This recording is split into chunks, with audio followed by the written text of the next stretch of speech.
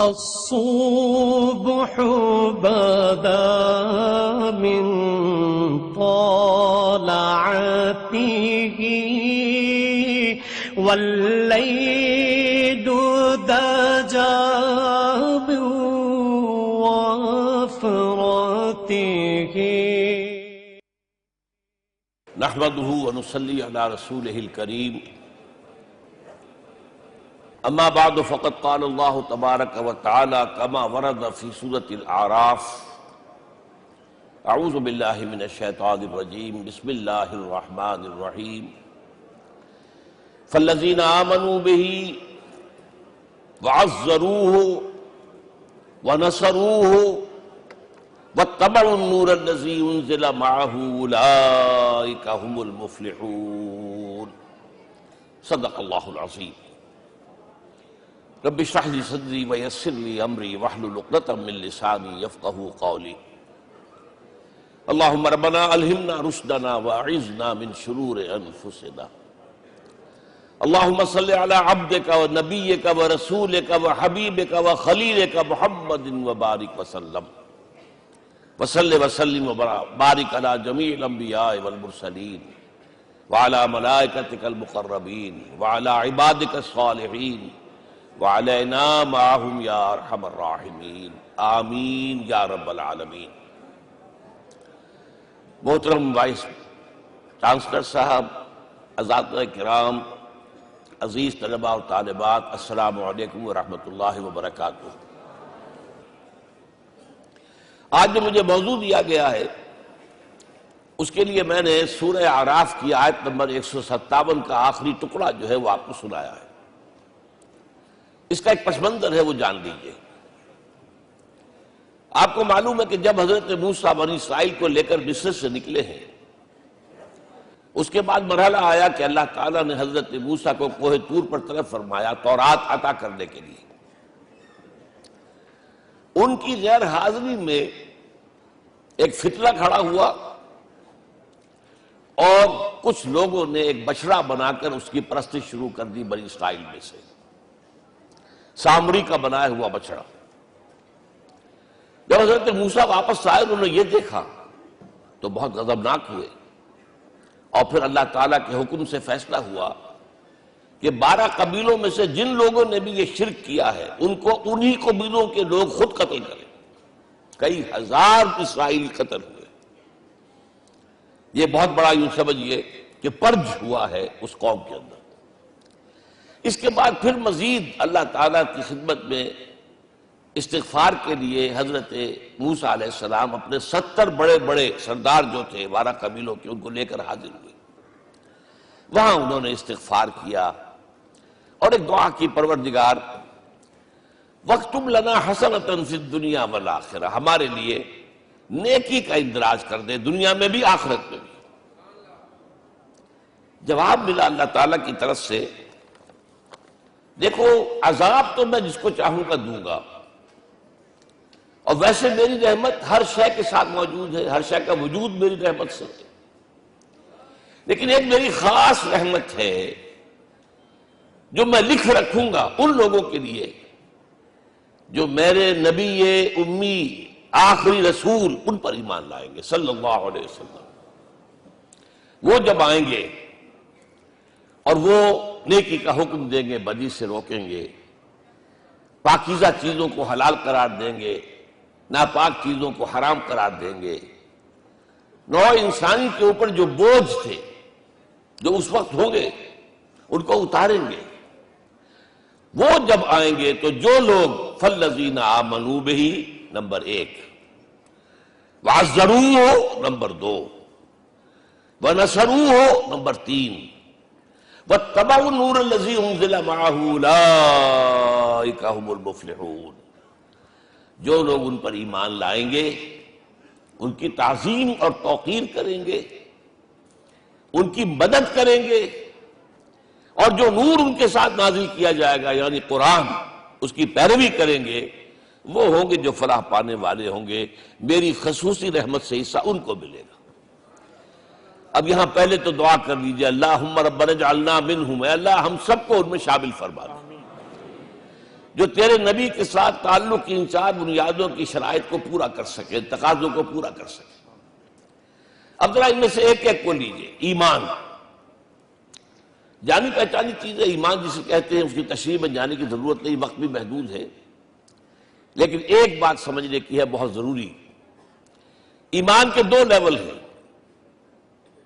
ایک قانونی ایمان ہے جس کی بنا پر ہم ایک دوسرے کو مسلمان سمجھتے ہیں، اس کا تعلق اقرار باللسان کے ساتھ ہے، زبان سے کہنا اشہد ان لا الہ الا اللہ وحدہ لا شریک لہ واشہد ان سیدنا و مولانا محمد عبدہ ورسولہ۔ کوئی ہندو تھا، سکھ تھا، پارسی تھا، عیسائی تھا، یہ کلمہ کہے اور اسلام میں آ گیا۔ لیکن یہ زبانی کلامی ایمان جو ہے یہ انسان کی سیرت و کردار پر اثر انداز نہیں ہو سکتا۔ یہی وجہ ہے آج ہم دیکھ رہے ہیں مسلمان ہی جھوٹ بھی بول رہا ہے، مسلمان ہی بے ایمانی بھی کر رہا ہے، مسلمان ہی خیانت بھی کر رہا ہے، مسلمانوں کے لیڈر بلینز کی خیانت کر رہے ہیں۔ یہ کون ہے؟ سب مسلمان ہیں۔ وہ اس کی وجہ کیا ہے کہ ہم صرف قانونی مسلمان ہیں اور ہمارا ایمان قانونی ایمان ہے۔ اس کے لیے اسلام کا لفظ قرآن میں آیا ہے سورہ حجرات میں، قالت الاعراب آمنا قل لم تؤمنوا ولکن قولوا اسلمنا۔ اے نبی یہ بدو کہہ رہے ہیں ہم ایمان لے آئے، ان سے فرما دیجئے تم ہرگز ایمان نہیں لائے ہو، یوں کہو کہ ہم مسلمان ہو گئے ہیں۔ ولما يدخل الایمان فی قلوبکم، ابھی تک ایمان تمہارے دلوں میں داخل نہیں ہوا۔ بہرحال اللہ کا شکر ہے اس نے ہمیں مسلمانوں میں پیدا کر دیا، ورنہ ہم میں سے کتنے ہوتے اگر کہیں اور پیدا ہو گئے ہوتے تو نعمت اسلام سے بھی ہم بہرہور ہو سکتے، کیا کہہ سکتے۔ اصل ایمان ہے جب وہ دل میں داخل ہو جائے، یقین بن جائے۔ اسی لیے بچپن میں یاد کیا ہوگا ایمان مجمل، آمنت باللہ کما ہوا باسمائہ و صفاتہ وقبلت جمیع احکامہ اقرار باللسان و تصدیق بالقلب۔ جب تصدیق بالقلب ہوگی تو اب اس کے تقاضے جو ہیں عملی پیدا ہوں گے۔ ان تقاضوں میں سے ایک میں 2 حدیثوں کے حوالے سے آپ کے سامنے رکھ رہا ہوں۔ پہلی حدیث حضرت عبداللہ بن عمرو بن العاص رضی اللہ تعالی عنہما سے مروی ہے، لا یؤمن احدکم حتی ان یکون ہواہ طبعا لما جئت بہ۔ دیکھو تم میں سے کوئی شخص مومن نہیں ہو سکتا جب تک کہ اس کی خواہش نفس تابع نہ ہو جائے اس شریعت کے، اس قانون کے، اس ہدایت کے جو میں لے کر آیا ہوں۔ اگر عملاً تابع نہیں ہوئے تو حقیقتاً مومن نہیں ہو۔ دل میں جھانکو، Do I really believe that Muhammad is the Prophet of Allah? Do I really believe that Quran is the word of God? کبھی جھانکیے گا اندر، جواب ملے گا صحیح آپ کو۔ کیا کنوکشن ہے؟ کنوکشن ہو اور پھر حضور کی پیروی نہ ہو، حضور کے احکام کی پابندی نہ ہو، اللہ کے قوانین کی پابندی نہ ہو، کیسے ممکن ہے؟ حضور تو فرماتے ہیں صلی اللہ علیہ وسلم ایک ایسی بد اخلاقی اور کج خلقی پر صرف اسے کوئی گناہ کبیرہ بھی نہیں کہیں گے۔ فرمایا ایک مرتبہ واللہ لا یؤمن واللہ لا یؤمن واللہ لا یؤمن، خدا کی قسم فلاں شخص مومن نہیں ہے، خدا کی قسم فلاں شخص مومن نہیں ہے، خدا کی قسم فلاں شخص مومن نہیں۔ صحابہ کانپ گئے، کون بدبخت ہے جس کے بارے میں فرمایا جا رہا؟ پوچھا گیا من یا رسول اللہ؟ جواب سنیے اور اپنے غریب حالوں میں جھانکیے۔ وہ شخص الذی لا یامن جارہ بوائقہ، وہ شخص جس کی شرارتوں کی وجہ سے اس کا پڑوسی چین میں نہیں ہے، امن میں نہیں ہے، وہ مومن نہیں ہے، خدا کی قسم نہیں ہے، خدا کی قسم نہیں ہے۔ کیسے علیحدہ کر لیں گے اس ایمان کو اعمال سے اور ایمان کو اخلاق سے؟ آگے چلیے، وہ جو حدیث حضرت ابو ہریرہ سے، اور یہ متفق علیہ ہے، صرف بخاری کی نہیں ہے، بخاری جمع مسلم۔ لا یؤمن احدکم حتی اکون احب الیہ من والدہ وولدہ والناس اجمعین۔ تم میں سے کوئی شخص مومن نہیں ہو سکتا جب تک کہ میں اسے محبوب تر نہ ہو جاؤں، اپنے باپ سے بھی، اپنے بیٹے سے بھی، اور تمام انسانوں سے۔ جھانک لیجئے دل میں، صورتحال یہ ہے یا نہیں ہے؟ کیوں محبوب ہو جائیں؟ اس لیے کہ آپ کے ذریعے ہدایت ملی ہے، آپ کے ذریعے ہم اللہ سے جڑے ہیں، اور آپ کو معلوم ہے دنیا میں کوئی شے ہدایت نہیں، نعمت نہیں ہے جب تک کہ نعمت ہدایت نہ ہو۔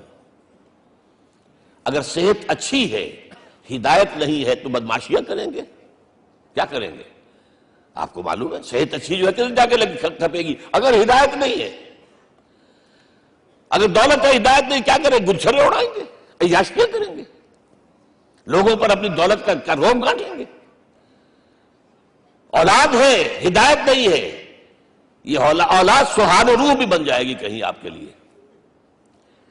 کوئی شے نعمت نہیں ہے جب تک کہ نعمت ہدایت نہ ہو، اور ہدایت ہمیں ملی محمد الرسول اللہ صلی اللہ علیہ وسلم کے ذریعے۔ تو آپ سے بڑھ کر محبوب کون ہوگا؟ اس کے ضمن میں ایک بڑا پیارا واقعہ آتا ہے۔ حضرت عمر سے پوچھتے ہیں حضور ایک مرتبہ، عمر تمہیں مجھ سے کتنی محبت ہے؟ تو اندازہ کیجئے کہ اس قدر اپنائیت کسی سے ہوتی ہے تب یہ سوال ہوتا ہے، عمر تمہیں مجھ سے کتنی محبت ہے؟ عرض کیا حضور مجھے آپ دنیا کے ہر انسان سے زیادہ محبوب ہیں۔ فرمایا اور اپنی جان سے؟ ذرا سا توقف کیا، دل میں جھانکا، ہاں حضور اب میں یہ بھی کہتا ہوں کہ میری جان سے بھی زیادہ عزیز ہے مجھے۔ آپ نے فرمایا الان عمر اب پہنچے ہو جو مقام ہے، اب درکار ہے، جو مطلوب ہے۔ تو محبت اس درجے کی، اطاعت اس درجے کی اگر نہیں ہے تو ایمان نہیں ہے۔ ہاں قانونی ایمان ہے، اب مسلمان ہے، اللہ کا شکر ہے، بہت بڑا فضل ہے۔ اب اگلے بات پر آئیے، الضروح، ان کی توقیر، ان کی تعظیم کرے۔ یہ تعظیم کس درجے میں؟ اب وقت بہت کم ہے، میں صرف آپ کو سورہ حجرات سے مثال دے رہا ہوں۔ فرمایا گیا یا ایھا الذین آمنوا لا ترفعوا اصواتکم فوق صوت النبی ولا تجہروا لہ بالقول کجہر بعضکم لبعض ان تحبط اعمالکم وانتم لا تشعرون۔ اے ایمان والو، کبھی اپنی آواز کو حضور کی آواز سے بلند تر نہ کر دینا۔ کبھی جس طرح بلند آواز سے ایک دوسرے سے بات کرتے ہو ایسے نہ کر بیٹھنا، مبادا تمہارے سارے اعمال حبط ہو جائیں اور تمہیں پتہ بھی نہ چلے۔ تم تو کہو گے میں نے کوئی گناہ کبیرہ تو نہیں کیا، میں نے کوئی ڈاکہ نہیں ڈالا، چوری نہیں کی، کوئی زنا نہیں کیا، کوئی شراب نہیں پی، لیکن یہ سوء ادب، لا ترفعوا اصواتکم فوق صوت النبی ولا تجہروا لہ بالقول کجہر بعضکم لبعض ان تحبط اعمالکم وانتم لا تشعرون۔ یہاں ایک میں عملی بات بھی آپ کے سامنے رکھ دوں۔ صحابہ کے بارے میں تو بات سمجھ میں آ گئی کہ اپنی آوازیں پست رکھیں، ہم کیسے کریں؟ ہمارا ایک طرز عمل ہونا چاہیے۔ اگر کسی گفتگو میں کوئی شخص کہ حضور نے یہ فرمایا ہے، کبھی یہ نہ کہے میں نہیں مانتا، ہاں توقف کر لیں، بھائی میں تحقیق کروں گا کہ واقعی یہ حدیث صحیح ہے یا نہیں ہے، ٹھیک، ضروری نہیں کہ جو کہہ دیں مان لیں آپ۔ محدثین نے کتنی محنتیں کر کر کے چھانٹی کی ہے، لہذا یہ، لیکن فوراً اگر آپ بگڑا نہیں میں نہیں مانتا، یہ عقل کے خلاف ہے، یہ فلاں ہے، یہ وہ ہے، یہ ہے کہ جو آپ سوء ادب کے مرتکب ہو رہے ہیں نبی اکرم صلی اللہ علیہ وسلم کی بارگاہ میں۔ ہاں توقف کریں، غور کریں، تحقیق کریں، معلوم ہو کہ یہ حدیث پختہ نہیں ہے، مستند نہیں ہے، پھر دوسری بات ہے۔ اور یہ جان لیجئے ہمارا جو معاشرہ ہے اس کا ایک قانونی جو ہے احاطہ ہے۔ یہ بھی سورہ حجرات کی پہلی آیت ہے، یا ایھا الذین آمنوا لا تقدموا بین یدی اللہ ورسولہ۔ اللہ اور اس کے رسول کے احکام کا دائرہ ہے، اس کے اندر اندر رہو، باہر نہیں نکل سکتے۔ لیکن اس دائرے کے اندر ایک مرکزی شخصیت جس کی دل آویزی، جس کا حسن سلوک، جس کا حسن کردار، جس کا حسن اخلاق مرکز بن جائے، تمام لوگوں کی جذباتی محبت کا مرکز بن جائے، اگر یہ نہیں ہوگا تو معاشرہ مضبوط نہیں ہوگا۔ محض قانون اور دستور پر معاشرہ مضبوط نہیں ہوتا۔ کسی شخصیت، اب آپ کو معلوم ہے آخر ہندوستان کے معاشرے میں گاندھی کا ایک مقام ہے کہ نہیں ہے؟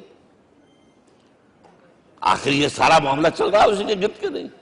ماؤ زے تنگ کے معاملہ ہے کہ نہیں ہے؟ یہ سارا معاملہ دنیا میں عام لوگ کہہ دیتے، ریشنلسٹ لوگ، کہ ان چیزوں کی کیا ضرورت ہے، بھائی قانون دیکھنا چاہیے، دستور دیکھنا چاہیے، حکم دیکھنا نہیں۔ بھائی جذباتی وابستگی، کہ ایک ہستی تو ایسی ہو کہ جس کے کچھ کہنے پر فوراً زبانیں بند ہو جائیں.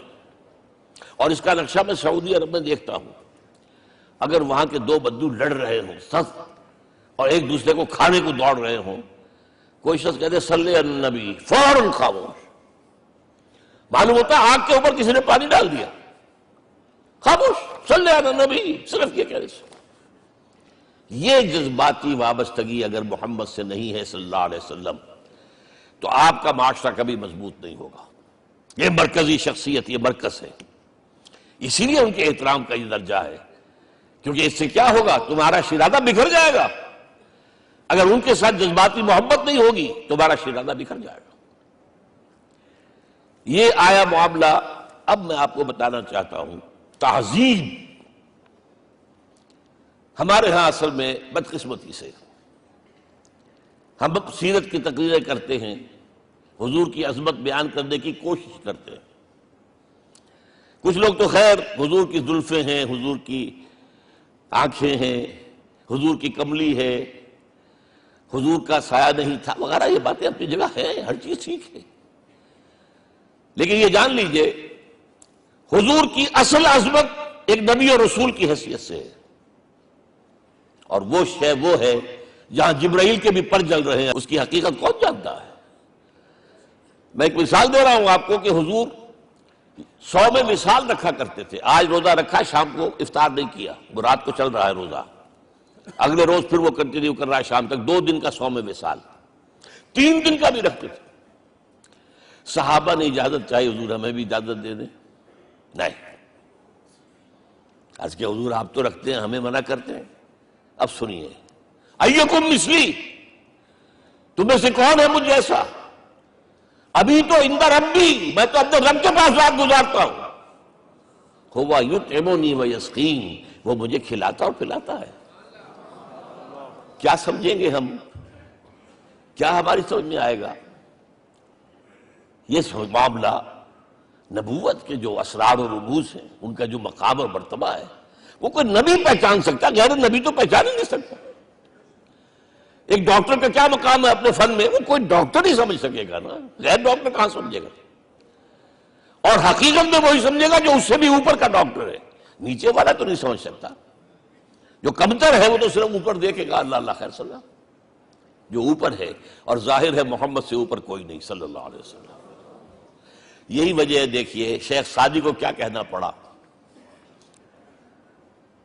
یا صاحب الجمال و یا سید البشر من وجهك المرير قد نور القمر لا يمكن الثناء كما كان حقه بعد خدا بزرگ توئی قصہ مختصر. اے محمد صلی اللہ علیہ وسلم، آپ کی ثنا جیسے کہ حق ہے ہو ہی نہیں سکتی. غالب اس سے بھی آگے گیا، میں بات ابھی آپ کو سناتا ہوں شعر اس کا. آپ کی ثنا کا حق ادا ہو ہی نہیں سکتا. بس ہم یہ جانتے ہیں اللہ کے بعد آپ کا مقام. غالب جو آگے گیا ہے کہتا ہے، غالب ثنائے خواجہ بیزداں گزاشتے کہاں ذات پاک مرتبہ دان محمد است. اے غالب ہم نے تو حضور کی ثنا تو اللہ کے حوالے کر دی ہے، اس لیے کہ وہی ذات پاک جانتا ہے مرتبہ محمد کا کیا ہے صلی اللہ علیہ وسلم. ہم بیان کرنے کی کوشش کریں گے تو توہین کر بیٹھیں گے. ایک لطیفہ ہے، ایک بیچارہ کوئی دیہاتی کہیں پھنسا ہوا تھا کسی جگہ، تھکا ہوا چل رہا تھا، ڈپٹی کمشنر صاحب جا رہے تھے، کار میں بٹھا لیا. اب اس نے کہا پتر تینوں اللہ پٹواری کرے. اب اس غریب کے جو ہے اس کے ذہن میں تو پٹواری سے اوپر تو کچھ ہے ہی نہیں. اس کے قلم سے جو ہے ادھر کا انتقال ادھر ہو گیا، ادھر کی طرف ادھر چلی گئی. تو ڈی سی کو وہ تعریف کر رہا ہے اپنے سمجھ کے مطابق، پٹواری کرے. تو ہم کہیں پٹواری والا معاملہ نہ کریں. ہاں ایک پہلو ایسا ہے جس کے حوالے سے حضور کی عظمت ہماری سمجھ میں آئے گی. حضور ایک انسان کی حیثیت سے کیا تھے، ایک باپ کی حیثیت سے آپ کا کیا طرز عمل تھا. ذرا یاد کیجئے، جگر گوشہ رسول حضرت فاطمہ بطول رضی اللہ تعالیٰ عنہ وہ حاضر ہوتی ہے، ابا جان دیکھیے چکی پیس پیس کر یہ گھٹے پڑ گئے میرے ہاتھ میں، کہ کنویں سے پانی لاتی ہوں، مشکیزیں کہ یہاں پر بندیاں پڑ گئی۔ حضور اب تو عام لوگوں پر بھی آسانیاں ہیں، لوگوں کے ہاں غلام آ گئے ہیں، کنیزیں آ گئی ہیں، مال و دولت آ گئی ہے، مجھے بھی کوئی غلام کنیز عطا ہو جائے۔ اور آپ کو معلوم ہے یہ لخت جگر، نور چشم، محمد کی سب سے پیاری بیٹی صلی اللہ علیہ وسلم، کوئی شک نہیں اس میں، فاطمہ، کیا بیتی ہوگی حضور کے قلب پر۔ لیکن فرمایا کیا بیٹی، یہ دنیا کی چیزیں ہماری لیے نہیں ہیں، میں تمہیں اس سے بہتر شے دیتا ہوں، تسبیح فاطمہ، ہر نماز کے بعد 33 مرتبہ سبحان اللہ، 33 مرتبہ الحمدللہ، 33 مرتبہ اللہ اکبر کہہ لیا کرو۔ لیکن سوچ لیجئے دل پر کیا گزری ہوگی صلی اللہ علیہ وسلم۔ حضرت عائشہ سے پوچھئے، حضرت خدیجہ سے پوچھئے، حضور کیسے شوہر تھے؟ آپ سے زیادہ خواتین کے حق میں نرم، گھر کے کام کا جھاڑو دے رہے ہیں، کپڑے جو ہیں بوسیدہ انہیں سی رہے ہیں، گھر میں بیٹھے ہوئے یہ کام کرتے تھے۔ بہرحال ایک بات میں آپ سے عرض کروں، آپ انسان کی جس حیثیت کا بھی ذہن میں تصور کریں گے وہ ساری حیثیتیں محمد میں موجود ہیں صلی اللہ علیہ وسلم۔ محمد حاکم کی حیثیت سے بھی ہیں، محمد سب سالار کی حیثیت سے بھی ہیں، محمد قاضی القضات بھی ہیں، محمد ہیڈ آف دی اسٹیٹ بھی ہیں، محمد بیویوں والے بھی ہیں، اولاد والے بھی ہیں، محمد 5 وقتہ امام بھی ہیں، جمعے کے خطیب بھی ہیں، مدرس قرآن بھی ہیں، مربی بھی ہیں، مزکی بھی ہیں، اور ہر میدان میں بلند ترین مقام۔ کوئی ایسی جامع شخصیت ملے گی؟ ہمارے ہاں تو حال یہ ہے کہ جو خطیب صاحب ہوتے ہیں وہ 5 وقتہ نماز کیسے پڑھا سکتے ہیں؟ ان کا تو اونچا مقام ہے، 5 وقتہ نماز کے لیے تو علیحدہ چاہیے امام آپ کو، اور وہاں بھی ایک امام سینئر ہوگا، وہ عشاء مغرب اور فجر پڑھائے گا، ایک جونیئر ہوگا بیچارہ، وہ جو خاموش نماز ہے وہ پڑھائے گا۔ 5 وقتہ نماز پڑھا رہے محمد صلی اللہ علیہ وسلم، اور خطیب بھی وہی ہے، مربی بھی وہی ہے، مزکی بھی وہی ہے۔ ہمارے ہاں جو لوگ تزکیہ نفس کے میدان میں ہیں وہ پھر جماعت کبھی نہیں کراتے، کبھی نہیں دیکھا ہوگا آپ نے کسی صاحب کو کراتے ہوئے۔ یہ جامعیت جو ہے، جامعیت کبریٰ۔ میں صرف ایک بات کہا کرتا ہوں، ایک اعتبار سے حضور کا اسوہ نامکمل ہے۔ آپ مجھے سوء ادب کا مرتکب نہ قرار دے دیں، اسوہ کیا ہے؟ عورت کے لیے اس کی اپنی نسوانی زندگی کے لیے اسوہ آپ میں نہیں ہے، آخر نصف انسانیت ہے، اسے بھی اسوہ چاہیے۔ یہ ہے جس کی وجہ سے حضور نے شادیاں کی ہیں زیادہ۔ خواتین کے لیے اسوہ حضور کے ازواج مطہرات ہیں، اور ان میں سب سے بڑھ کر جو بالکل یوں سمجھیے کہ آغاز کے اندر نوجوانی میں آ گئی ہیں حضور کی خدمت میں، نہایت ذہین و فطین، انہوں نے پھر عورت کی زندگی کے لیے حضور کا جو طرز عمل تھا وہ انہوں نے بیان کیا نا۔ اس لیے سورہ احزاب کے اندر اس کا تذکرہ ہے، جہاں یہ آتا ہے لَقَدْ كَانَ لَكُمْ فِي رَسُولِ اللَّهِ أُسْوَةٌ حَسَنَةٌ، وہیں پر یا نساء النبی لستن کأحد من النساء، اے نبی کی بیویوں تم عام عورتوں کے مانند نہیں ہو، تمہیں تو اسوہ بننا ہے امت کے لیے۔ اب اس سے اگلا قدم میں بڑھا رہا ہوں آگے، اور اس کے ساتھ جڑ جائے گی تیسری بات۔ تیسری بات کیا ہے؟ وَنَّصَرُوهُ، اس کی مدد کریں صلی اللہ علیہ وسلم۔ پہلی بات تو یہ نوٹ کیجئے، حضور انتہائی غیور انسان تھے، انتہائی غیور۔ یہ کہا جاتا ہے کہ اگر حضور گھوڑے اس پر سوار ہوتے تھے اونٹ پر، اور آپ کا کوڑا نیچے گر گیا تو آپ یہ کسی سے نہیں کہتے تھے کہ ذرا یہ میرا کوڑا مجھے پکڑا دینا، یہ بھی گوارا نہیں تھا، آپ اونٹ بٹھا کر نیچے اتر کر اپنا کوڑا خود اٹھاتے تھے۔ کسی سے اپنے ذاتی کام کے لیے کوئی مدد مانگنا امکان ہی نہیں۔ بلکہ ایک واقعہ تو وہ ہے جب بھی میں تذکرہ کرتا ہوں میری آنکھوں میں آنسو آ جاتے ہیں۔ یہ ہجرت کے وقت کا واقعہ ہے۔ آپ کو معلوم ہے حضور نے تمام مسلمانوں کو مکے سے جانے کی اجازت دے دی، چلے جاؤ مدینے، چلے جاؤ مدینے، آپ خود تھے موجود۔ اس لیے کہ رسول اپنے مقام کو نہیں چھوڑ سکتا وداؤٹ ایکسپریس پرمیشن فرام اللہ سبحانہ و تعالی۔ اب حضرت ابوبکر پوچھ رہے ہیں حضور اجازت آ گئی؟ نہیں آئی۔ آ گئی؟ نہیں آئی۔ دن گزر رہے ہیں۔ حضرت عائشہ کی روایت ہے کہ ایک روز ہم نے دیکھا دوپہر کے وقت آ رہے ہیں حضور، کپڑے سے اپنا سر جو ہے ڈھانپا ہوا ہے۔ عرب میں دوپہر کے وقت وزٹ کرنا جو ہے یہ ان کے خلاف دستور ہے، ان کی تہذیب کے خلاف، یہ قیلولے کا وقت ہوتا۔ تو حیران ہوئے، آتے ہی فرمایا ابوبکر ہجرت کی اجازت ہو گئی۔ اب انتہائی خوشی سے اور بڑی امید میں کہ بڑی شاباش ملے گی، حضرت ابوبکر فرماتے عرض کرتے ہیں حضور میں نے 2 اونٹیاں تیار کر رکھی ہیں، خوب کھلا پلا کے انہیں فرما کیا ہوا ہے، یہ ہجرت میں ہمارے کام آئے گی۔ حضور تھوڑا سا توقع فرماتے ہیں، پھر کہتے ہیں اچھا ٹھیک ہے، ایک میں استعمال کروں گا لیکن میں اس کی قیمت ادا کروں گا۔ حضرت ابوبکر رو پڑے، حضور مجھ سے یہ مغایرت، سائے کے تراب کے ساتھ رہنے والا، اس سے یہ مغایرت، ذرا سے اشارے پر اپنی کم سن بیٹی پیش کر دی نکاح کے اندر، اس سے یہ مغایرت، رو پڑے۔ لیکن حضور کی اپنی غیرت تھی، میں قیمت دوں گا۔ اب بتائیے مدد کا کے لیے درکار تھی؟ مدد تھی ان کے مشن کے لیے۔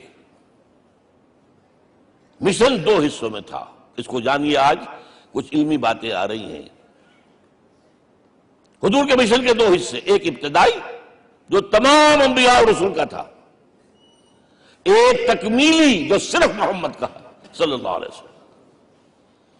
ابتدائی کیا ہے؟ اللہ کی طرف دعوت، تبلیغ۔ جو دعوت قبول کر لیں ان کے لیے بشارت، بشیر کہ تمہارے لیے آخرت میں جنت ہے، نعمتیں ہیں۔ رد کر دیں ان کے لیے نذیر، خبردار کرنے والے، جہنم کے لیے تیاری کر لو۔ داعی اللہ، اللہ کی طرف بلانے والے، سراجا منیرا، روشنی کے چراغ۔ یہ حیثیتیں مشترک ہے تمام انبیاء کرام۔ تمام انبیاء بشیر بھی تھے، نذیر بھی تھے، داعی بھی تھے، سراج منیر بھی تھے، اگرچہ ان تمام حیثیتوں میں بھی حضور کا سب سے اونچا مقام علیحدہ نمایاں ہے، لیکن حیثیتیں بنیادی طور پر مشترک۔ ایک حیثیت تکمیلی، اور وہ کیا ہے؟ اے نبی جو دین آپ کو دیا گیا ہے صرف تبلیغ نہیں، صرف تعلیم نہیں، اس کو قائم کر کے دکھاؤ نظام زندگی کی حیثیت سے۔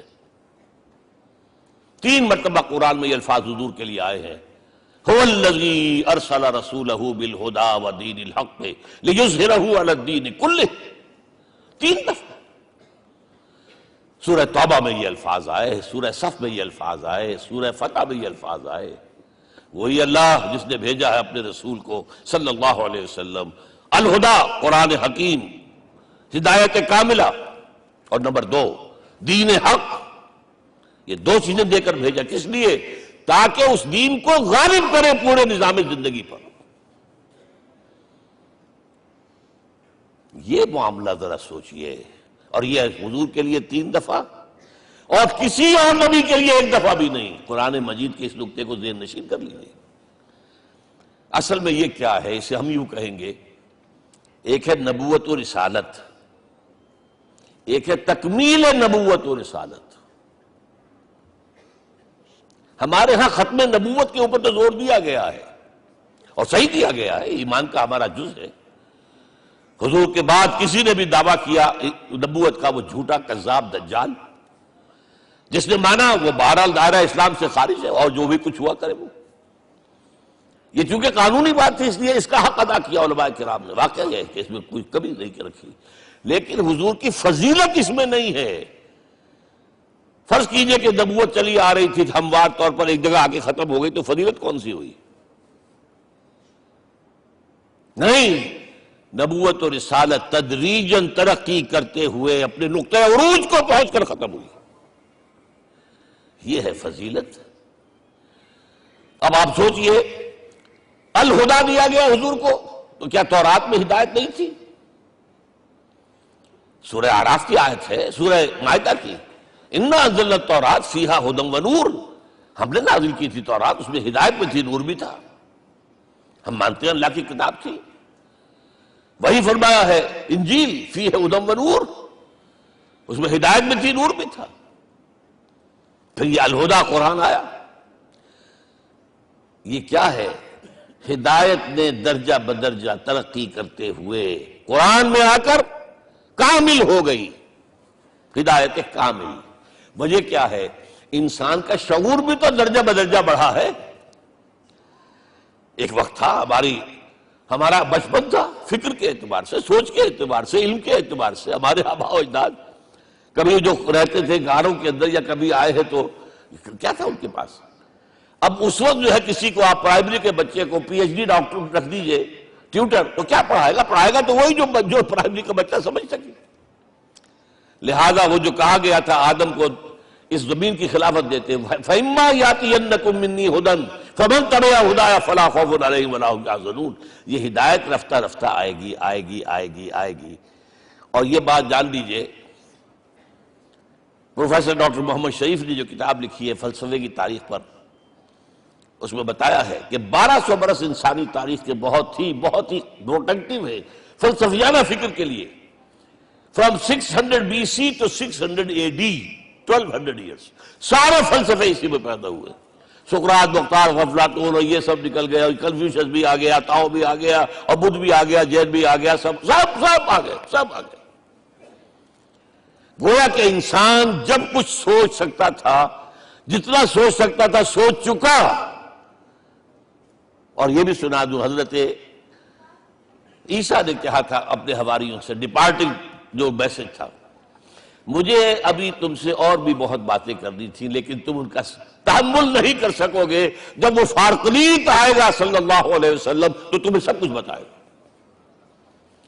لہذا جب انسان بلوغت کو پہنچا ہے فلسفیانہ فکر کے اعتبار سے، تب، اور یہ بھی نوٹ کر لیجئے، بہت اہم بات کہہ رہا ہوں، چند مہینے غار حرا کی تنہائیوں میں اللہ تعالیٰ نے حضور کو وہ سارا ذہنی سفر طے کرایا ہے.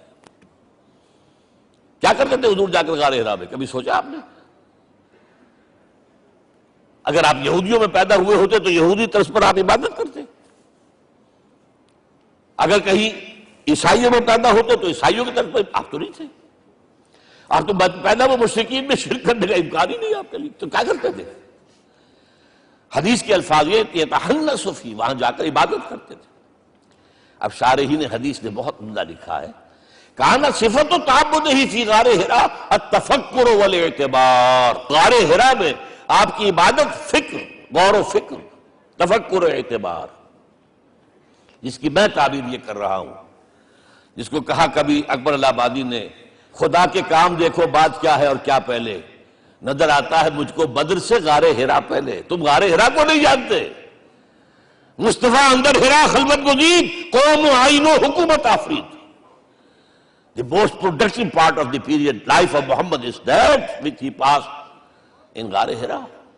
فکر کی ساری جو ہیں بلندیاں طے کی، تب آیا ہے اقرا بسم ربک. اب اللہ کا الہدیٰ شروع ہوا ہے. اچھا، اسی طرح نمبر 2، دین حق مکمل ہوا ہے. ورنہ جب ہم کبھی غاروں میں رہتے تھے کسی میونسپلٹی کا بھی سوال نہیں، نظام کسے کہیں گے؟ پھر یہ ہے کہ قبائلی نظام آیا، چلیے ایک شیخ ہے اس کا کہنا ماننا ہے سب کو، کچھ نظام تو بن گیا نا. اور نظام جہاں آئے گا جکڑ بندی ہو جائے گی. اب تم فلاں قبیلے کے شخص ہو، اس کا قبیلے کا سردار یہ، تمہیں حکم ماننا پڑے گا. اس قبیلے کی روایت یہ ہے، تمہیں پیروی کرنی پڑے گی. You have to do it whether you like it or not. پھر آپ کی سٹی اسٹیٹس وجود میں آئی، پھر امپائرز وجود میں آ گئے. 400-500 برس سے رومن امپائر، 400-500 برس سے ایرانین امپائر عرب کے اوپر ایسے تھی جیسے افغان کے سر کے اوپر بہت بڑا جو ہے پگڑ رکھا ہوتا ہے. کتنا بڑا ہوتا ہے؟ وہ کسی نے شعر کہا بھی تھا، مجھے تو اب یاد نہیں، کہ سر پہ باندھے ہوئے پورا افغانستان. میرا خیال ضمیر جعفری. تو کیا تھا یہ جزیرہ نما عرب؟ یہ جزیرہ کہلاتا الجزیرہ. اس لیے کہ نیچے آپ کو معلوم ہے بحیرہ عرب ادھر جو ہے خلیج آ رہی ہے آخر تک، ادھر سے بحیرہ قلزم جا رہا ہے، اور پھر خلیج عقبہ آ گئی ہے، تو یہ سارا جو ہے جزیرہ نما ہے، اس سے پیننسولا۔ لیکن عرب اوپر دو اور ہیں، عراق عرب، شام عرب۔ عراق عرب پر قبضہ ایران کا، شام عرب پر رومیوں کا۔ اور جب یہ سلطنتیں بن گئیں تو گویا کہ انسان شکنجے میں آ گیا۔ ظلم، محنت کرے کسان، عیش کرے جاگیردار، اور بادشاہ محل بنائے، لگان وہاں سے آ رہا ہے۔ از جفائے دے خدایاں کشتے دہقانہ خراب، کرگے پر بیٹھا ہوا کوئی کھدر بن رہا ہے، ٹیکس دو۔ بادشاہ محل بھی بنائے گا، یاشیاں بھی کرے گا، سارا نسوانی حسن جو ہے کوہ قاف کا لے آئے گا اپنے ہاں، اور پھر فوج بھی رکھے گا، ذرا تم نے گردن اٹھائی تو تمہاری سرکوبی کرنے کے لیے فوج تیار ہے۔ یہ جب جکڑ بند آئی ہے انسان پر، تب محمد کو بھیجا گیا ہے۔ دی لیبریٹر، اسے آزاد کرانے والا، دین حق دیا گیا۔ یہ دین حق قرآن مجید میں اسی لیے کہا گیا، یہ میں کہہ رہا ہوں تکمیل رسالت النبوت۔ الیوم اکملت لکم دینکم واتممت علیکم نعمتی ورضیت لکم الاسلام دینا۔ آج میں نے تمہارے لیے تمہارے دین کو کامل کر دیا ہے، یہ مکمل نظام زندگی ہم نے دیا ہے، پہلے تھا ہی نہیں۔ لہذا کسی اور نبی سے یہ نہیں کہا گیا کہ اس کو غالب کرو، میں نے آپ کو بتا دیا کہیں نہیں ہے۔ نہ نوح، نہ ہود، نہ صالح، نہ ابراہیم، نہ موسیٰ، نہ عیسیٰ، کوئی بھی نہیں۔ اور حضور سے کہا گیا یہ دین اب غالب کرو۔ اگر صرف تم کتاب میں لکھ کر دے جاؤ اور اس کے مثال پیش نہ کر سکو، دنیا کہے گی بہت اچھی شاعری ہے۔ آج بھی آپ کو معلوم ہے دی ریپبلک کتاب زندہ ہے، لیکن آج تک ایک دن کے لیے بھی وہ نظام کہیں قائم ہوا ہے؟ ہم یہی کہیں گے کہ ٹھیک ہے، یہ جو ہے ایک خواب ہے، اللہ اللہ ساتھ، اس کے سوا کیا یوٹوپیا ہے؟ اس نظام کو قائم کر کے دکھاؤ۔ اب آپ اس کو اینالائز کر لیجئے، اچھی طرح سمجھ لیجئے۔ It was the revolutionary role which was assigned to محمد صلی اللہ علیہ وسلم۔ نظام کو بدلنا، اسی کا نام تو انقلاب ہے۔ انقلاب کسے کہتے ہیں؟ دنیا میں دو نظام ایک جگہ نہیں ہو سکتے، مذہب 100 بھی ہو سکتے ایک جگہ۔ مذہب لمیٹڈ ہے، آپ کی ذاتی زندگی، آپ کے کچھ عقائد ہیں، کچھ عبادات ہیں، کچھ رسومات ہیں، کچھ سوشل رائٹس ہیں، یہ ہے بس۔ تو یہ تو 100 بھی they can coexist۔ امریکہ میں کتنے ہیں؟ مسلمان گئے مسجدیں بنا لی ہیں، ہندو گئے مندر بنا لیے ہیں، سکھ گئے ہیں ان کے گردوارے بنے ہوئے ہیں، سلوتے یعنی یہودیوں کے عیسائیوں کے تو بے شمار ہے ہی ہے، لیکن ہے ہمہ مذہب۔ لیکن دین تو دو نہیں ہو سکتے، یا ڈیموکریسی ہوگی یا بادشاہت ہوگی، ایک تو دو تو نہیں ہو سکتے۔ یا کیپٹلزم ہوگا یا سوشلزم ہوگا، دو تو نہیں ہو سکتے۔ یا تھیوکریسی ہوگی یا ڈیموکریسی ہوگی، دو نہیں ہو سکتے۔ اور یہ بھی آپ کو معلوم ہے دنیا میں کہیں ویکیوم نہیں ہے، نظام کے اعتبار سے کبھی نہیں رہا ہے، ہر ایک نظام موجود ہے۔ آپ کوئی دوسرا نظام لانا چاہتے ہیں، پہلے اس کو جڑ سے اکھیڑنا پڑے گا۔ گفت رومی ہر بنائے کوہنا کا باداں کلند، تو نہ دانی اولا تعمیر راں ویرا کلند۔ رومی نے کہا ہے کہ دیکھو، اگر کوئی نئی تعمیر تمہیں کرنی ہو تو تم جانتے نہیں ہو پہلے پرانی تعمیر کو گرانا پڑتا ہے۔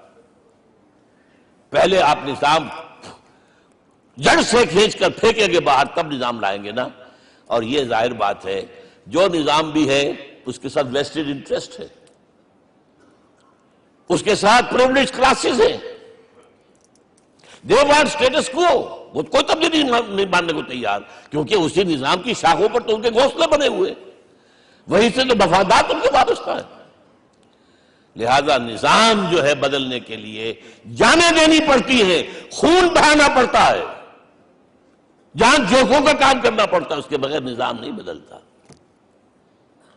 اور محمد کا رول صلی اللہ علیہ وسلم، یہ ہے وہ عظمت محمد کی جو انسان نے پہچانی ہے۔ میں 3 گواہیاں آپ کے سامنے پیش کر رہا ہوں، 1 from the east, 2 from the west, 3 کہیں ملوے ہے۔ یہی لاہور 1920، یہاں ایک بریڈلا ہال ہوتا تھا، اس بریڈلا ہال میں ایم این رائے کی ایک تقریر، And who was Hermann Roy? Personal friend of Lenin, member of the Communist International. He knew what revolution is. اور اس نے ہسٹوریکل رول آف اسلام تقریر کی لاہور کے اندر 1920 میں، اور اس نے کہا تاریخ انسانی کا عظیم ترین انقلاب وہ تھا جو محمد نے برپا کیا صلی اللہ علیہ وسلم۔ میں تو اس کی ذہانت کی داد دیے بغیر نہیں رہا۔ اس نے کہا بعض مورخین یہ جو فتوحات کی ہیں صحابہ کرام نے، ان کو سمجھ بیٹھتے ہیں جیسے اٹیلا نے فتوحات کی ہیں یا چنگیز خان نے کی ہے یا کسی اور، کہاں یہ، وہاں صرف تباہی آتی تھی، اور محمد صلی اللہ علیہ وسلم کے پیروکاروں نے جب دنیا فتح کی ہے، نئی تہذیب دی ہے، نیا تمدن دیا ہے، نیا نظام دیا ہے، روشنی دی ہے، علوم کو تازہ کیا ہے، علوم ایجاد کیے ہیں۔ یہ ہے وہ انقلاب جو محمد نے برپا کیا صلی اللہ علیہ وسلم۔ یہ کتاب آج بھی ہندوستان میں چھپتی ہے، بمبئی میں، دی ہسٹوریکل رول آف اسلام، اور میں سمجھتا ہوں کہ ہندو ہے، کمیونسٹ ہے، اور گواہی دے رہا ہے۔ دوسرا، یہ تو چونکہ بڑی ریسنٹ پاسٹ کی بات ہے، ڈاکٹر مائیکل ہارٹ ایک کتاب لکھتا ہے دی 100، اس کا سب ٹائٹل کیا ہے؟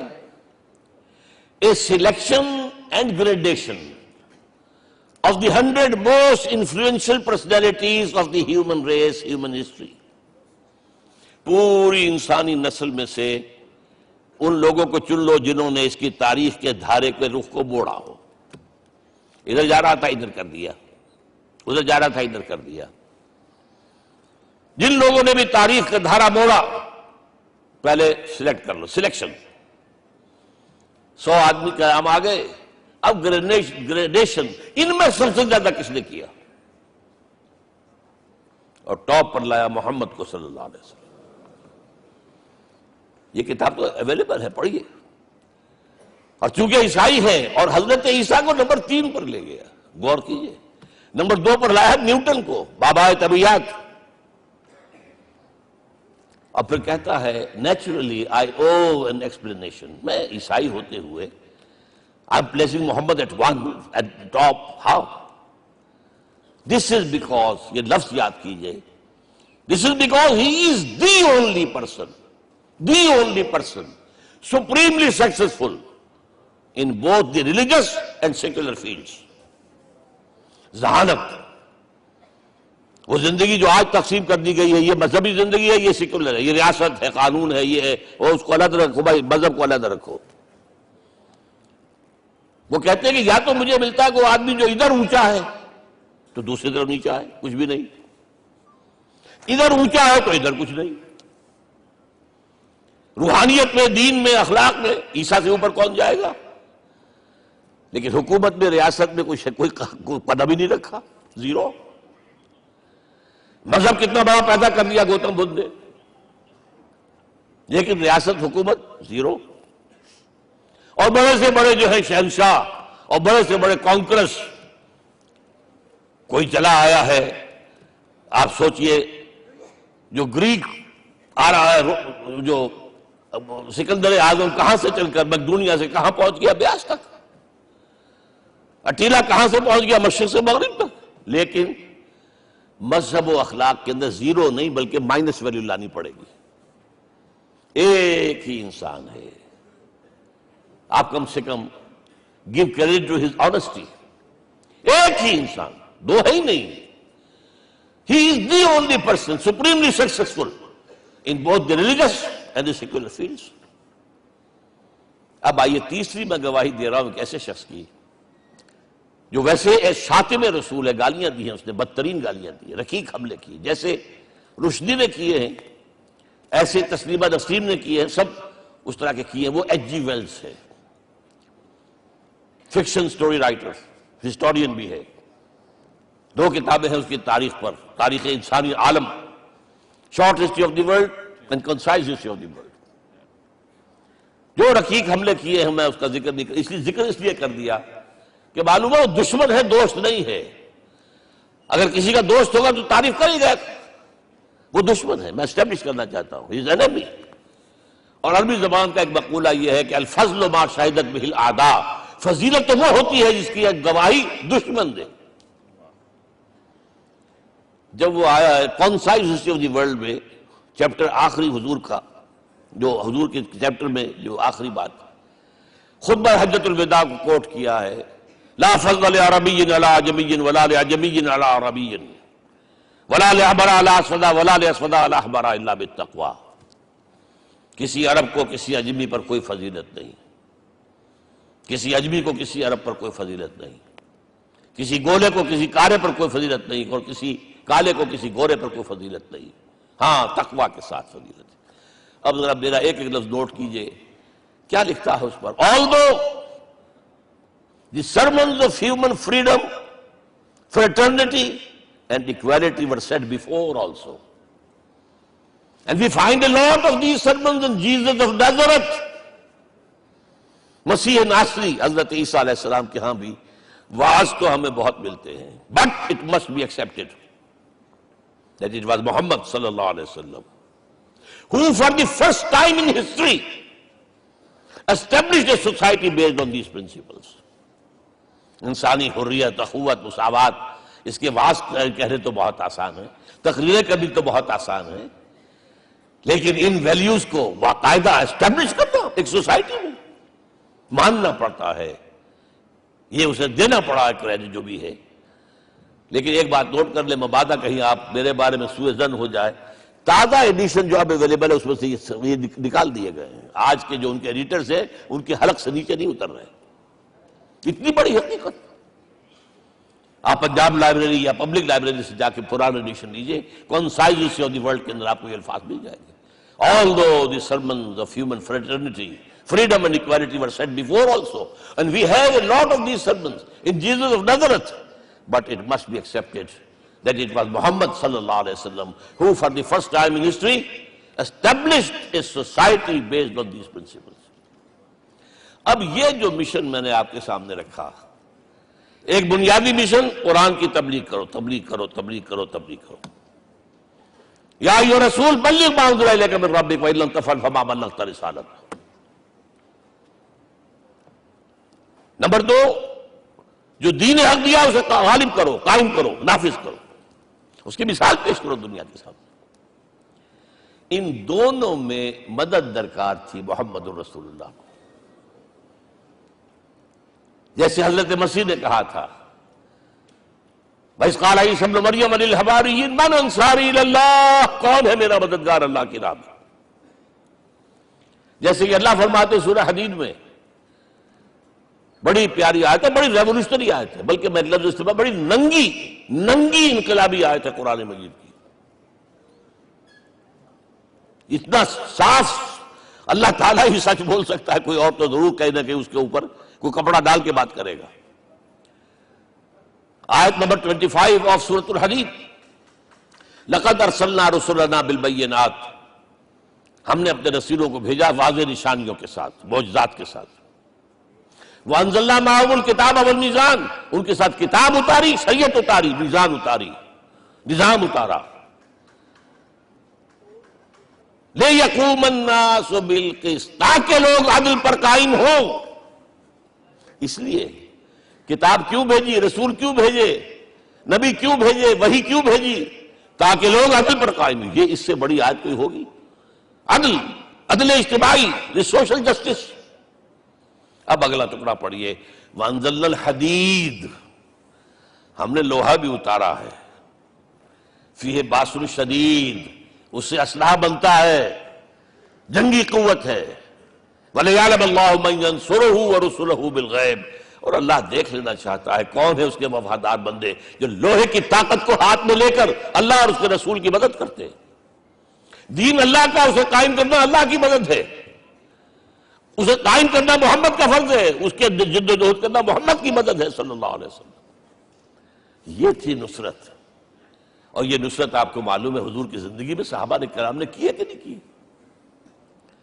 جو شخص ایمان لایا فوراً داعی بن گیا، فوراً. ابو بکر ایمان لائے، اور 6 جو ہے عشرہ مبشرہ میں سے چوٹی کے صحابہ، وہ ان کی دعوت پر ایمان لائے. سعد ابن ابی وقاص، طلحہ، زبیر، عثمان، سعید ابن زید، یہ سب کون ہیں؟ حضرت ابو بکر کی دعوت پر. نوجوان ہیں. مصعب بن عمیر کو گھر سے نکال دیا چچا نے، اور برہنہ کر کے نکالا ہے کم وقت نے. اس لیے کہ باپ مر گیا تھا، بہت دولت چھوڑ گیا تھا، ماں نے بڑے ناز و نام میں پالا تھا. کہتے ہیں 200 درہم کا جوڑا اس کا بن کر آتا تھا شام سے، جیسے کبھی ہم کہتے تھے کہ پنڈت نہرو کے کپڑے جو ہے پیرس سے سل کر آتے ہیں. اور جہاں سے گزر جاتا تھا مصعب، اتنا اس نے لگایا ہوتا تھا عطر کے پوری گلی جو ہے وہ خوشبو سے جو ہے بھر جاتی تھی. چچا نے بلایا، تم جو یہ گلچھرے کر رہے ہو اپنے باپ کی دولت پر نہ، اور تم اسے کہتے ہو کافر، نکل جاؤ گھر سے. وہ چلنے لگے. He was a teenager. چلنے لگے. وہ سمجھا تھا کہ میرے یہ کہنے سے اس کے تو اس کو تارے نظر آ جائیں گے، یہ فوراً جو ہے توبہ کرے گا، پلٹ آئے گا. چلنے لگے تو اسے اور غصہ آیا، یہ کپڑے بھی اسی باپ کے ہیں، اتارو. وہی اتارے کپڑے. مادرزاد برہنہ ہو کر ماں کے پاس گئے ہیں. ماں نے آنکھوں پر ہاتھ رکھا، مصعب کیا ہوا ہے؟ فرمایا امی میں موحد ہو گیا ہوں، یہ ہے توحید. اور اب جا کر حضور کے دامن میں بیت ارقم میں اب ہمہ وقت کارکن ہے، قرآن اتر رہا ہے، پڑھ رہے ہیں، سمجھ رہے ہیں، قرآن اتر رہا ہے، یاد کر رہے ہیں. اور اس کے بعد جب کہا تھا مدینے والوں نے بیعت عقبہ اولیٰ پر کہ حضور ہمارے سے آپ کی ملاقات تو سال کے بعد ہی ہوگی، درمیان میں تو آپ کو معلوم ہے خونریزی ہے، کوئی قافلہ بچ کے نہیں آ سکتا، تو اب آپ ہمیں کوئی اپنا شاگرد دیجئے. مصعب بن عمیر کو حضور نے کہا جاؤ ان کے ساتھ. وہاں ان کا نام پڑ گیا المقری، پڑھانے والا، قرآن پڑھانے والا. 75 آدمی اگلے سال لے کر آ گیا ہے، اور اسی سے بیعت عقبہ ثانیہ ہوئی ہے اور ہجرت کا راستہ کھل گیا. اور اس کو ایک دفعہ حضور نے دیکھا، مسجد کے دروازے کے سامنے سے گزر رہا تھا مصعب، پھٹا ہوا کمبل تھا جسم پہ لپیٹا ہوا تھا. حضور کی آنکھوں میں آنسو آ گئے. غزوہ احد میں شہید ہوا کس طرح؟ علم بردار تھا، ایک ہاتھ پر وار پڑا ہے، کٹ کے گر گیا، ایک ہاتھ سے تھاما، دوسرے پر بھی گر گیا، دونوں جو بچے ہوئے حصے تھے اس سے تھاما. پھر جب ختم ہو گئے، اس کے بعد جو ہے جب دفن کر رہے تھے تو حضور کے سامنے پرابلم لایا گیا. مصعب کے جسم پر تو کوئی کپڑا ہی نہیں تھا سوائے ایک چادر کے، ایک دھوتی. اللہ اللہ خیر اللہ. اور شہید کا کفن ہوتا ہے اس کا اپنا لباس. حضور وہ اتنا چھوٹی ہے وہ چادر کہ پاؤں ڈھانپتے ہیں تو سر کھل جاتا ہے، سر ڈھانپتے ہیں تو پاؤں کھل جاتے ہیں. فرمایا سر کو ڈھانپ دو کپڑے سے اور پیروں پر گھاس ڈال دو. That was the last dress which Mus'ab got. تو یہ لوگ جو تھے محمد رسول اللہ والذین معہ، یہ ساتھی حضور کے جنہوں نے حضور کے مشن میں آپ کا ساتھ دیا. اور ایک خاص مرحلے کا تو میں آپ کے سامنے ذکر ہی کر دوں، اس لیے کہ دین کی اقامت، دین کا غلبہ، اس میں تو جہاد اور قتال آئے گا لا محالہ. Nobody is going to allow you to change the system. اگر سسٹم بدلتا ہے تو اس کے ساتھ جو مفادات بدلتے ہیں وہ ختم ہو جاتے ہیں، جو پرولیجز ہیں وہ ختم ہو جاتے ہیں. لہذا جب غزوہ بدر کا مرحلہ آیا ہے، حضور نے مجلس شورا منعقد کی، اور آپ نے جو وہی سے آپ کو بتا دیا گیا تھا، دیکھو ایک قافلہ آ رہا ہے شمال سے، مال غنیمت سے لدا پھدا ہے، اور 50 صرف اس کے ساتھ محافظ ہیں. ایک لشکر آ رہا ہے جنوب سے، ویل کانٹے سے لیس، اور اللہ نے وعدہ کیا ہے کہ ایک پر ضرور تمہیں فتح دے گا، بتاؤ کدھر چلے. یہ اصل میں کسی بھی سپہ سالار کے لیے وقت ہوتا ہے کہ اپنے ساتھیوں کے مورال کا اندازہ کرے. کچھ ہوں گے ہم جیسے کمزور بھی، انہوں نے کہا کہ حضور پہلے قافلے کی طرف چلے، آسانی سے فتح بھی ہو جائے گی اور ہتھیار مل جائیں گے ہمیں. ہمارے پاس تو ہتھیار بھی نہیں ہے، گنتی کے لوگوں کے پاس تلواریں بھی نہیں سب کے پاس، تو 50 آدمیوں کے ہتھیار تو ملیں گے. پھر لشکر سے نپٹ لیں. اب حضور کہہ رہے ہیں اشیرونی اشیرونی اشیرونی. حضرت مقداد بن اسود کھڑے ہوتے ہیں، حضور ہمیں موسیٰ کے ساتھی نہ سمجھیے جنہوں نے کہہ دیا فَذَهَبْ أَنْتَ وَرَبُّكَ فَقَاتِلَا إِنَّا هَاهُنَا قَاعِدُونَ. ہم موسیٰ کے ساتھی نہیں ہیں، ہم آپ کے جانثار ہیں. آپ جو آپ کی نیت ہے آپ بسم اللہ کیجئے، اب آپ کو کیا پتا ہمارے ذریعے آپ کو اللہ تعالیٰ آنکھوں کی ٹھنڈک عطا فرمائے. حضور پھر فرمایا مجھے مشورہ دو، مجھے مشورہ دو. تب خیال آیا سعد ابن عبادہ رضی اللہ تعالیٰ عنہ کو، جو رئیس انصار تھے، ہو نہ ہو یہ ہماری طرف روئے سخن ہے، کیونکہ بیعت عقبہ ثانیہ جس کے نتیجے میں ہجرت ہوئی ہے اس میں طے یہ ہوا تھا کہ اگر یہ مکے والے مدینے پر حملہ آور ہوں گے آپ کو ختم کرنے کے لیے، ہم آپ کی حفاظت ایسے ہی کریں گے جیسے اپنے بیوی بچوں کی. اور ابھی مدینے پر حملہ ہوا نہیں ہے، حضور پری ایمپٹ کر رہے ہیں، باہر نکل کے مقابلہ کرنا چاہ رہے ہیں، تو گویا کہ انصار کور نہیں ہوتے اس کے اندر، اس لیے بار بار اشیرونی، مجھے مشورہ دو۔ اب سعد بن عبادہ کھڑے ہوتے ہیں، کانک تعنینا یا رسول اللہ صلی اللہ علیہ وسلم، اے اللہ کے رسول شاید آپ کا روئے سخن ہماری جانب ہے، فإنا آمنا بک وصدقناک، ہم آپ پر ایمان لا چکے ہیں، ہم نے آپ کی تصدیق کی، اب ہمارے پاس چوائس کون سا ہے؟ اگر آپ آگے چلیں ہم پیچھے چلیں گے، اگر برق الغماد تک پہنچیں گے ہم اپنی اونٹنیوں کو دبلا کر دیں گے، یمن کا آخری شہر جو ہے برق الغماد، اور اگر آپ ساحل سمندر پر کھڑے ہو کر اپنی سواری سمندر میں ڈالیں گے ہم بھی ڈال دیں۔ بہرحال یہ مراحل ہیں کہ جن سے گزر کر حضور نے اللہ کے دین کو غالب کیا اور قائم کیا، اور اس ہر سطح پر، ہر مرحلے پر صحابہ کرام نے آپ کا ساتھ دیا، جہاں آپ کا پسینہ گرا وہاں انہوں نے اپنی خون کی ندیاں بہا دی۔ محمد رسول اللہ والذین معہ اشداء علی الکفار رحماء بینہم، یہ ہے در حقیقت عظمت محمد صلی اللہ علیہ وسلم۔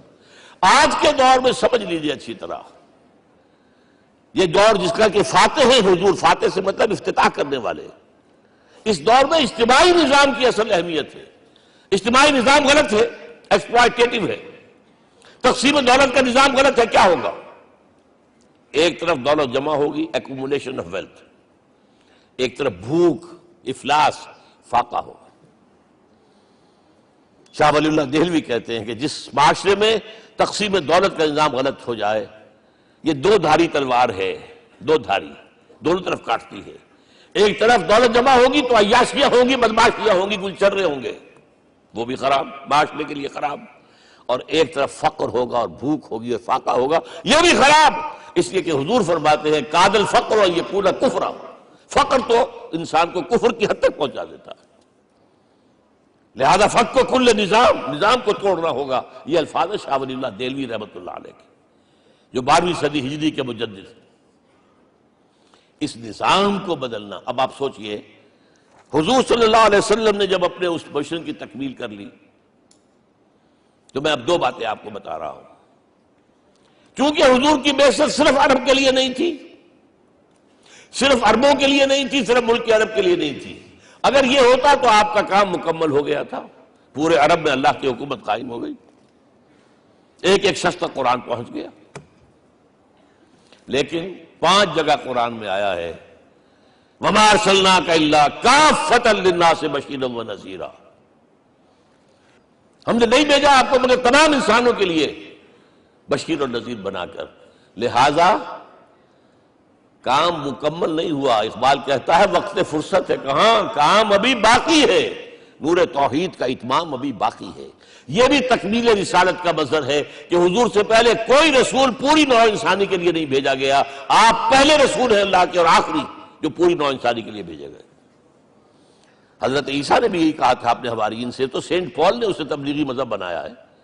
انجیل میں ابھی الفاظ موجود ہیں کہ I have been sent in search of the lost sheep of the house of Israel، میں تو اسرائیل کے گھرانے کی کھوئی ہوئی بھیڑوں کی تلاش میں بھیجا گیا ہوں، صرف بنی اسرائیل کے لیے۔ قرآن بھی کہتا ہے رسول الی بنی اسرائیل، واحد رسول ہیں جو پوری دنیا کے لیے بھیجے گئے۔ اچھا کہہ دینا تو آسان ہو گیا، اس کا مطلب کیا ہے؟ جب تک پوری دنیا پر اللہ کا دین غالب نہ ہو، محمد کا مقصد بعثت ہنوز شرمندہ تکمیل ہے، اور یہ ہوگا، اس کی خبر دی ہے۔ یہ ایک تحفہ میں لے کر آیا آپ کے لیے، 8 صفحے ہیں، لیکن یہ سمجھیے کہ یہ سونے کے حروف سے شر لکھے ہوئے ہیں، وہ احادیث، وہ آیات جن میں حضور نے خبر دی ہے کہ پوری دنیا پر اللہ کا دین غالب ہوگا۔ ہو نہیں سکتا کہ دنیا ختم ہو جائے اور محمد کا مقصد بعثت ابھی مکمل نہ ہو، ناممکن۔ جن آیات کو پڑھیے، ان میں پھر احادیث پڑھیے۔ میں صرف 2 حدیثیں آپ کو سنا دوں۔ ایک میں حضور نے اپنے زمانے سے لے کر قیامت تک کے 5 ادوار گنائے ہیں، آپ پڑھ لیجیے گا، ٹیکسٹ ہے یہ، اور خدا کے لیے اس کی قدر کیجیے گا، یہ آیات ہیں، احادیث پھینک نہ دیجیے خدا کے لیے کہیں۔ اور اس کے اندر جو ہے اس وقت کے جو مایوسی کے اندھیارے ہمارے اوپر چھائے ہوئے ہیں، اس کا علاج ہے کہ نہیں، اور بھی دور فلک ہیں ابھی آنے والے، ناز اتنا نہ کریں ہم کو ستانے والے۔ بہرحال حضور نے جب اپنا مشن عرب کی حد تک مکمل کر لیا تو اب ایک بات نوٹ کیجئے، خطبہ حجۃ الوداع 1.25 لاکھ کا مجمع، حضور نے اپنے اس خطبے میں اپنی تعلیمات کے جو اہم نکات تھے انہیں اور دہرایا، تین مرتبہ ایک بات کی ہے۔ لاؤڈ سپیکر تو تھا نہیں، پہلے آپ ادھر رخ کرتے تھے، آپ کہتے تھے کچھ، ادھر لوگ آدمی آگے کھڑا ہوا اس کو آگے پہنچاتا اور آگے پہنچاتا تھا، پھر آپ سامنے رخ کر کے کہتے تھے، پھر بائیں طرف رخ کر کے 3 مرتبہ، ایک لفظ 3 مرتبہ۔ آخر میں ایک سوال کیا ہے، الا هل بلغت، دیکھو لوگوں میں نے پہنچا دیا یا نہیں؟ کیونکہ قرآن میں تحدید آئی تھی، اے نبی یا ایھا النبی بلغ ما انزل الیک من ربک وان لم تفعل فما بلغت رسالتہ، اے نبی جو کچھ تم پر نازل کیا گیا اللہ کی طرف سے پہنچا دو، اور اگر نہیں کیا تو رسالت کا حق ادا نہیں ہوگا۔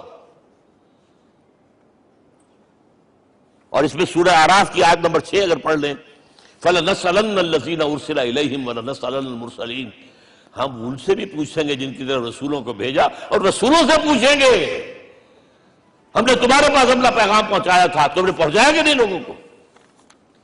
اس لیے حضور نے گواہی لی، الا هل بلغت، دیکھو میں نے پہنچا دیا کہ نہیں؟ اور جواب کیا ملا؟ انا نشہد انک قد بلغت رسالۃ وادیت الامانۃ ونصحت الامۃ وکشفت الغمۃ، ہم گواہ ہیں حضور آپ نے رسالت کا حق ادا کر دیا، امانت کا حق ادا کر دیا، ہماری خیر خواہی کا حق ادا کر دیا، اور گمراہی کے اندھیرے جو ہے انہیں چھانٹ کر رکھ دیا۔ اب آپ نے آسمان کی طرف نگاہ کی، انگشت شہادت سے وہی 3 مرتبہ اللہم اشہد اللہم اشہد اللہم اشہد، اللہ تو نہیں گواہ ہے، یہ مان رہے۔ یہ ہے سائی آف ریلیف، یہ بوجھ جو میرے کندھے پر آیا تھا، انا سنلقی علیک قولا ثقیلا، یہ اب منتقل ہو گیا، اب امت کو منتقل ہوا۔ لہذا آخری لفظ کیا تھا؟ فَلْيُبَلِّغِ الشَّاهِدُ الْغَائِبَ، اب جو یہاں موجود ہیں ان کا فرض ہے کہ پہنچائیں ان کو جو یہاں نہیں ہے۔ میں صرف تمہارے لیے رسول نہیں ہوں، ایک ایک فرد نوع بشر تک دنیا میں جو اس وقت ہے، اور ایک ایک فرد نوع بشر جو آخر تک آئے گا قیامت تک، اس تک قرآن پہنچانا تمہارے ذمہ ہے۔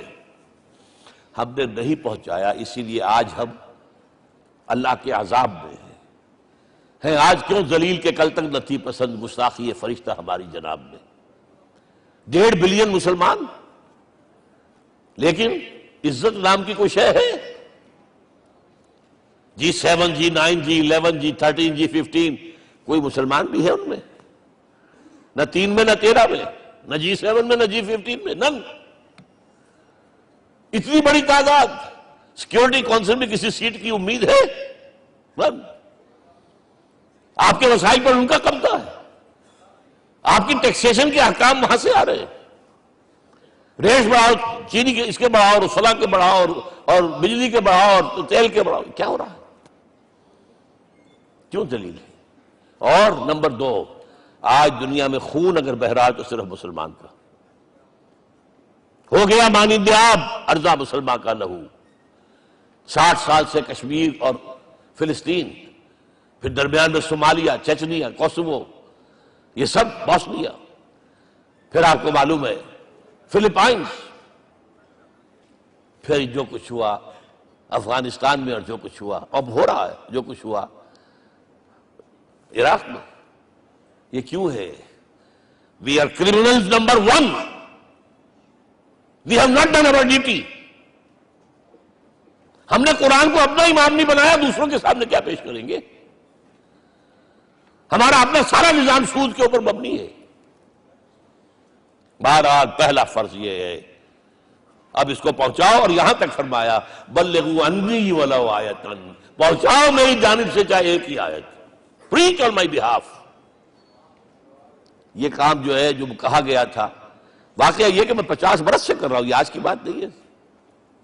تکمیل اور تدوین فن میں جو بھی حفیظ کا حصہ ہے، نصف صدی کا قصہ ہے، 2-4 برس کی بات نہیں۔ میں میڈیکل کالج کے زمانے سے درس قرآن دے رہا ہوں، جب یہ طلبہ کے اجتماعات کے درمیان درس قرآن ہوتا تھا، جماعت اسلامی کا رکن تھا تو درس قرآن ہوتا تھا، اور اس کے بعد سے میری زندگی کا بیشتر وقت اس میں لگا، بیشتر اور بہتر۔ یہ حضور کا حکم ہے، پہنچاؤ میری جانب سے چاہے ایک یاد پہنچاؤ۔ اچھا نمبر 2، اب حکم دیا گیا، اس کی مثال میں دے رہا ہوں آپ کے سامنے۔ جب ایران کے ساتھ جنگ شروع ہوئی ہے تو سپہ سالار افواج ایران رستم نے وفد بلایا اے عربو، تم پہلے بھی ہم پر حملے کیا کرتے تھے، لیکن پہلے لوٹ مار کر کے واپس چلے جاتے تھے۔ یہ جان لیجئے یہ ہسٹری کا ایک موقع ہے خاص، کہ ایک سیٹلڈ سویلائزیشنز ہوتی ہیں اور ایک وہ جو رہتے ہیں سطح مرتفع پر، وہاں پانی نہیں ہوتا، وہ فصل کہاں سے آ جائے گی، یا ریگستان میں جو وہاں بستے ہیں وہ کیا کرتے ہیں، وہ وقتاً فوقتاً جاتے ہیں، جھپٹا مارتے ہیں، لوٹ مار کرتے ہیں، لے کر وہاں سے دولت آتے ہیں، اسی پر ان کی گزارا تھا۔ تم پہلے بھی آیا کرتے تھے، لوٹ مار کر کے چلے جاتے، اس دفعہ پیچھا بھی چھوڑ رہے بولے کیا؟ ایسی پیاری، یہ کئی روایتوں میں آیا ہے، الفاظ مختلف ہو سکتے ہیں۔ جو مسلمان وفد کا سربراہ تھا اس کا جواب سنیے، انا قد ارسلنا، دیکھو رستم پہلے ہم خود آتے تھے، اب ہمیں بھیجا گیا ہے، اللہ نے بھیجا محمد کو، محمد نے بھیجا ہمیں صلی اللہ علیہ وسلم۔ کس لیے؟ لنخرج الناس من ظلمات الجہالت الى نور الایمان ومن جور الملوک الى عدل الاسلام، اس لیے بھیجا گیا ہمیں کہ نوع انسانی کو شرک اور کفر کی جہالتوں سے نکال کر ایمان کی روشنی میں لائیں، اور بادشاہوں کے ظلم و ستم کے پنجے سے نجات دلا کر عدل اسلام۔ دیکھو ہمارا خلیفہ چٹائی پر بیٹھتا ہے عمر رضی اللہ تعالیٰ عنہ، اس کے تو کوئی خدم و حشم نہیں ہے، کوئی باڈی گارڈ نہیں ہے۔ ایک آیا تھا سفیر ایران کا، مدینے میں آ کر گھوما پھرا، کوئی محل نظر نہیں آیا اسے، پوچھتا ہے مسلمانوں سے اینا ملککم، بھائی تمہارا بادشاہ کہاں ہوتا ہے؟ جواب ملا لیس لنا ملکن بل لنا امیر، ہمارا کوئی بادشاہ نہیں، ہمارا امیر ہے۔ کہاں ہے بھائی؟ ہمارے بیت المال کے کچھ اونٹ گم ہو گئے تھے کہ بھائی ملے نہیں، ہمارا خلیفہ تلاش کرنے گیا۔ اب اس نے کسی کو لیا ہوگا، آئیڈینٹیفائی کر سکے، ڈھونڈ کر جا کر ایک جگہ دیکھا، دھوپ تیز ہو گئی تھی، حضرت عمر تھک گئے تھے، لہذا ایک درخت کے سائے میں اپنے کوڑے کا تکیہ بنا کر لیٹے ہوئے استراحت فرما رہے، کوئی خادم نہیں، کوئی خدم و حشم نہیں، کوئی باڈی گارڈ نہیں۔ اس وقت وہ کھڑے ہو کر کہتا ہے عمر تم عدل کرتے ہو، تمہیں کوئی خوف نہیں ہے، ہمارے بادشاہ ظلم کرتے ہیں، لوگوں کا خون پیتے ہیں، انہیں ہر وقت ڈر رہتا ہے، انہیں اونچی اونچی فصیلیں چاہیے، انہیں باڈی گارڈ چاہیے، انہیں حفاظتی دستے چاہیے۔ یہ مثال پیش کی ہے نا، یہ کوئی فیری ٹیلز تو نہیں ہے، یہ تو آج کی تاریخ ہے، 1400 برس پرانی تاریخ ہے بھائی، کوئی پرانی نہیں ہے، کوئی 10,000 سال پرانی بات نہیں ہے۔ اور وہی عمر ہے، انہیں بلایا گیا ہے بیت المقدس، وہاں جو مسلمانوں کا محاصرہ تھا وہ طول کھینچ گیا، فصیل بہت اونچی مضبوط، اور اندر ہر طرح کا رسد بھی موجود ہے، راشن بھی ہے، پانی بھی ہے۔ عیسائیوں کا قبضہ تھا، عیسائی پادری آئے فصیل پر، مسلمانوں تم اگر قیامت تک بھی یہاں پڑے رہے محاصرہ کر کے، یہ کبھی فتح نہیں ہوگا شہر، ہاں یہ فتح ہونا ہے، ہماری کتابوں میں ہے، لیکن ایک درویش بادشاہ کے ہاتھوں فتح ہوگا، تمہارے اندر ہمیں وہ درویشی نظر نہیں آ رہی۔ وہ چونکہ کچھ عرصہ ہو گیا تھا، شام میں پہنچ گئے تھے، خربوزے کو دیکھ کے خربوزہ رنگ پکڑتا ہے، اچھا لباس پہننا شروع کر دیا، اور وہاں تھے امین هذه الامہ ابو عبیدہ بن الجراح رضی اللہ تعالی عنہ، یکی 11 مبشرہ، ان کا فوراً کلک کیا، یہ بادشاہ مدینے میں بیٹھا ہوا تو ہے، یہاں سے ریکویسٹ کی گئی ہے آپ تشریف لائیے۔ اب 700 میل کا سفر ہے، کوئی ذاتی سفر نہیں، کسی بیٹے کے کنووکیشن میں کے لیے نہیں گئے ہیں، کوئی انٹوریج نہیں ہے، کچھ نہیں، ایک اونٹ، ایک خادم، اور اسی اونٹ پر راستے کا راشن، لہذا ایک آدمی بیٹھ سکتا ہے۔ اب ایک منزل خلیفہ اوپر تشریف فرما ہے اور خادم مہار پکڑ کر آگے چل رہا، اگلی منزل خادم اوپر بیٹھا ہے اور خلیفہ مہار پکڑ کے آگے چل رہا ہے۔ جب آخری منزل آئی ہے تو باری ہو گئی اس خادم کی، اس نے ہاتھ جوڑ دیے، خدا کے لیے لوگ دیکھیں گے، مجھے ماریں گے، تمہیں شرم نہیں آئی؟ خلیفۃ المسلمین جو ہے وہ آگے آگے تمہارے چل رہے تھے، تم وہ براجمان تھے۔ حضرت عمر نے ڈانٹ پلائی، الدور دورک، نہیں، باری تمہاری ہے۔ وہ بیٹھا ہوا اوپر، حضرت عمر پنکیل پکڑ کر آ رہے ہیں، اور بیچ میں کہیں کیچڑ آ گیا تھا، جوتیاں بھی ہاتھ میں پکڑی ہوئی ہیں۔ اب وہاں آتے ہی انہیں لے جایا گیا فصیل کے سامنے، انہوں نے اوپر سے اپنی کتابیں دیکھی، ہاں یہی ہے درویش بادشاہ، یہ فتح نہیں ہوا تھا یروشلم، یہ ایک صلح کے طور پر انہوں نے دیا ہے، کھول دیا، آ جاؤ۔ اور انہوں نے شرط رکھوائی تھی کہ کہیں یہاں یہودیوں کو آباد نہیں ہونے دیں گے آپ۔ حضرت عمر نے اتنی رعایت کی تھی یہودیوں کے لیے کہ وہ یہاں آئیں، اپنے مقدس مقامات کی زیارت کر کے جا سکتے ہیں، لیکن یہاں سیٹل نہیں ہو سکتے، اس لیے وعدہ تھا۔ یہ وعدہ جو ہے سلطان عبدالحمید خان تک چلا ہے۔ بڑی سے بڑی رشوت پیش کی تھی زائنسٹ نے، تمہارے سارے قرضے ہم ختم کر دیں گے، تم جو ہے ہمیں فلسطین میں آباد ہونے کا حق دے دو۔ نہیں، جو معاہدہ عمر کا تھا اس میں میں کوئی ترمیم نہیں کر سکتا۔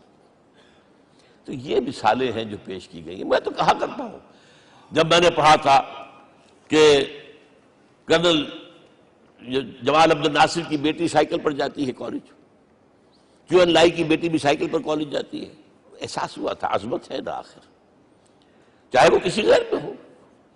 اور واقعہ یہ ہے کہ میں بیان کرنے سے رہ نہیں سکتا، جب میں نے لال بہادر شاستری کے بارے میں سنا، he had no house in the whole of India۔ یہ تو بھارت کی ڈیموکریسی کا ایک معجزہ ہے۔ A person who doesn't own a house in the whole length and breadth of India and he rose to the position of Prime Minister۔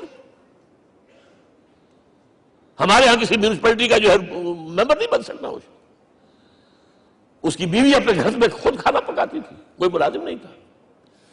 اور جب heart attack ہوا ہے تاشقند میں، تو وہ جو مرتے دم بات کی ہے اس نے ماتا جی سے کی ہے، بیوی سے نہیں کی۔ یہ ہماری مشرقی روایات ہیں، ماں کا مقام۔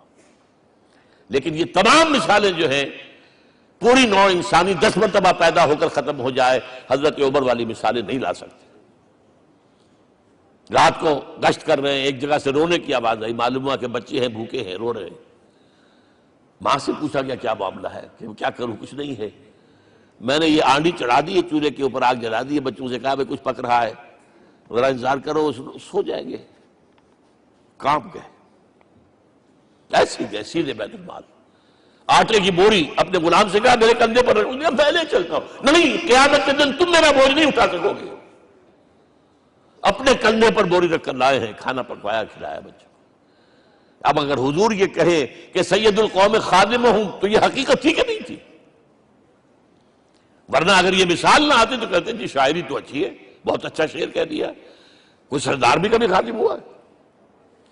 اب یہ ہے کہ یہ نظام دنیا میں، بس آخری بات میں آ گیا ہوں، یہ خوشخبریاں میں آپ کے ساتھ یہ تحفہ لے کر آیا، یہ پڑھیے کہ نظام دوبارہ آنا ہے۔ محمد کی پیشن گوئی غلط نہیں ہو سکتی، ہو صادق المصدوق صلی اللہ علیہ وسلم۔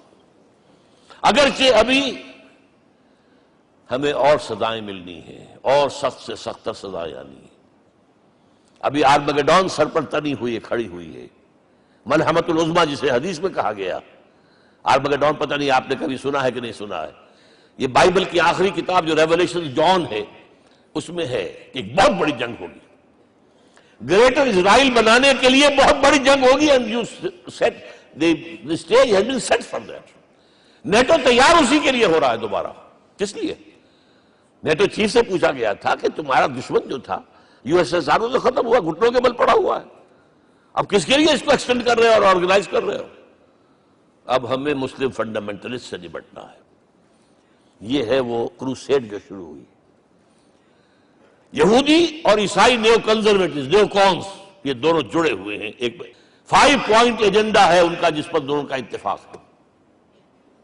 تو ابھی ہم پر بڑے برے وقت آنے ہیں، ہمیں سزائیں ابھی اور ملنی ہیں، لیکن tables will be turned۔ دنیا میں اللہ کا دین قائم ہوگا، چاہے ابھی اور اپس اینڈ ڈاؤنز آئیں گے، لیکن ہوگا، لیکن ہوگی، وہ وقت آئے گا اللہ کا دین قائم ہوگا پوری دنیا میں۔ ایک حدیث میں آپ کو سنانے چلا تھا، حضرت ثوبان سے رضی اللہ تعالیٰ عنہ، مسلم شریف کی روایت ہے، حضور نے فرمایا ان اللہ زوالی الارض اللہ نے میرے لیے پوری زمین کو لپیٹ دیا. فرائے تو مشارقہا و مغاربہا، میں نے اس کے سارے مشرق دیکھ لیے، سارے مغرب دیکھ لیے.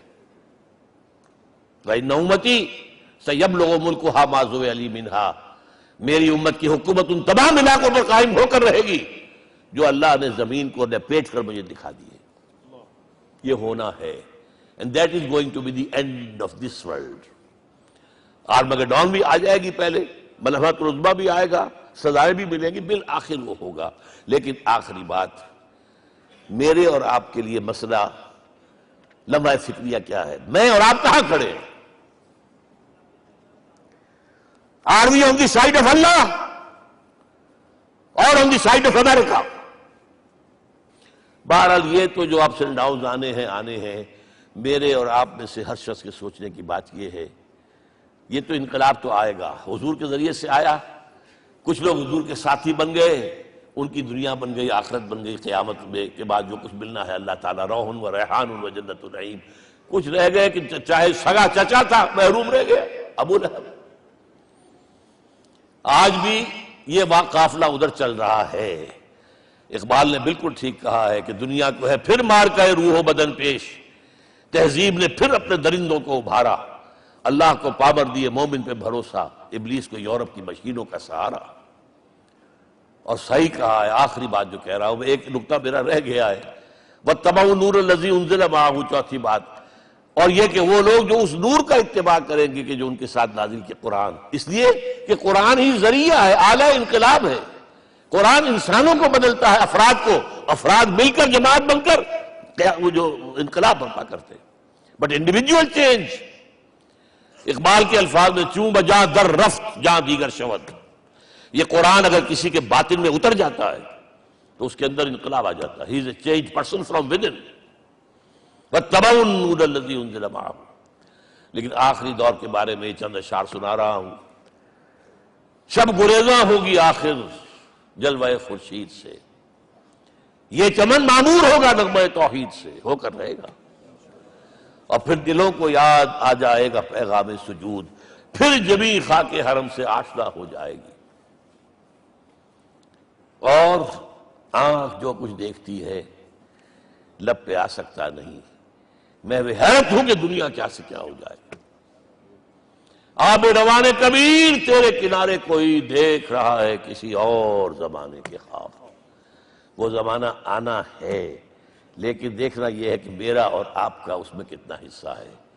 اقول قولی ھذا واستغفر اللہ لی ولکم ولسائر المسلمین والمسلمات.